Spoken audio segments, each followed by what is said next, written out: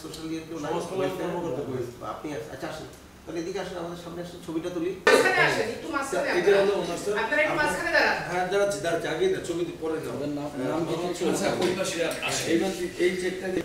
এই কাজ করবেন না, বাকি সবাই বলবেন এই কাজ যেন না করে। চাকরিটা দিলেন স্যার, এটা তো আমরা সবই অবৈধ, ঠিক আছে? কিছু কাজ করে মুখে রাখেন, এটা বেশি ইনভলভমেন্টও নাই, সারাদিন কাজ করতে হবে এরকম না, পরিবারেও সময় দিতে পারবেন, এটা করেন, ঠিক আছে?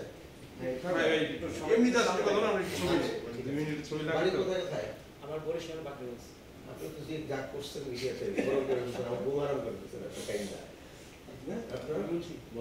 কবে ঢাকায় ঢুকছেন কবে আপনারা? আমি ঢাকা 2008-এ। আর আপনি গার্মেন্টসের কাছে আমার 5 বছর হয়েছে। 2 বছর। বাড়ি কোথায়? তিনজনের কি আপনাদের নিজস্ব রিক্সা? তাহলে আপনার মালিকের জন্য কিছু বলবে না? বলবো। কি বলবো? আর আপনি আমার ক্ষতিপূরণ দিবেন কিভাবে? ক্ষতিপূরণ আপনারা এই করে দিলেন। আমার মালিকও গরিব, আমিও গরিব।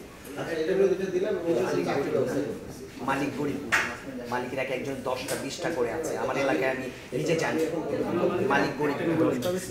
আমার কাছে এমন কাছে আছে একজনের 100 রিক্সা। মালিক কখনই গরিব একটা দিয়ে চালায়। মালিকের রিক্সা আছে কতগুলি? একটা প্রশ্নই আসে না, এটা একটা আমি প্রমাণিত, মিনিমাম 20টা মিনিমাম।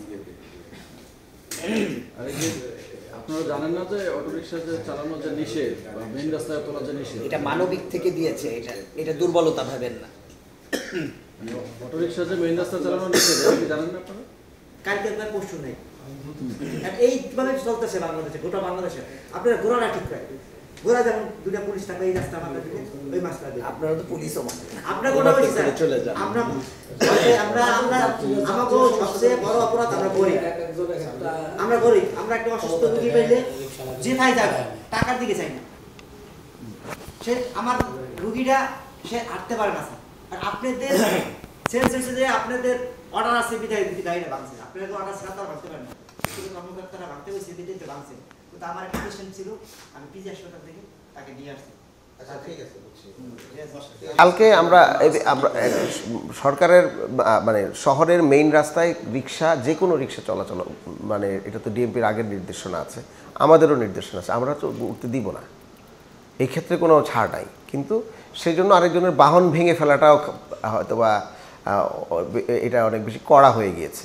তো সেই কারণে আমি ভাবলাম যেটা এইটা আমাকে আসলে, কারণ এই দরদের শহরই তো আমার কাজ, তো এই জন্য আমরা তাদেরকে শুধুমাত্র ভেঙেছি তা না, আমরা তাদের চাকরির ব্যবস্থা করে দিয়েছি যেন তারা আবার আরেকটা রিক্সা নিয়ে যেন না নেমে যায়। বরঞ্চ অর্থনৈতিক আমরা 50,000 টাকা করে আমরা 3 জনকে 1.5 লাখ টাকা দিয়েছি, এবং তাদেরকে সাথে আমাদের কমিটমেন্ট হয়েছে তারা চাকরি করবেন। আমরা স্পেস তৈরি করে দিয়েছি আমাদের জোন 5-এ, ওখানেই তাদের পরিবারগুলো চাকরি করবে, এবং এইরকম রিক্সা নিয়ে, অবৈধ রিক্সা নিয়ে তারা আসবে না। কিন্তু এর সাথে সাথে আমাদের মেসেজ হচ্ছে, রাস্তায় যারা বের হবেন, পুলিশ কিন্তু তাদের বাহনগুলো আটক করে কিন্তু ডাম্পিং করবে। যে কোনো অবৈধ বাহন যখন রাস্তায় চলে, সেটা যদি লাইসেন্স না থাকে, কাগজপত্র ঠিক না থাকে, তখন পুলিশ কী করে? ডাম্পিং করে। তো সুতরাং আমরা আইনগতভাবে ডাম্পিং করার পরামর্শ আমরা দিয়েছি। তো ডাম্পিং চলবে না, ডাম্পিং চলবে। আমরা ডাম্পিংয়ে যে প্রসেস সেটা যাবে, এটা তো হচ্ছে একটুখানি করা হয়ে গিয়েছে, অনেকের মধ্যে করা হয়েছে। আমরা একটা কড়া মেসেজ দিতে চেয়েছি। একটা কাজ করতে গেলে কিছু সময়, অনেক সময় একটা কড়া বিষয় করতে গিয়ে অনেকে হয়তো বা মানে কষ্ট পেয়ে যেতে পারেন। তো 10টা কাজ করতে গেলে আপনার আরো 2টা ঘটনা এরকম ঘটবে, সেই সময় কি আপনি একই রকম কর্মকাণ্ড? আমরা চেষ্টা করব। সত্য কথা হচ্ছে যে একটা মানবিক শহর করতে গেলে তো আমাকে মানুষের যন্ত্রণাটাকে আমাকে আসলে বুঝতে হবে। এটা যদি না বুঝে আমরা শহর চালাই, শহর তো একটা মেকানিক্যাল জায়গা না।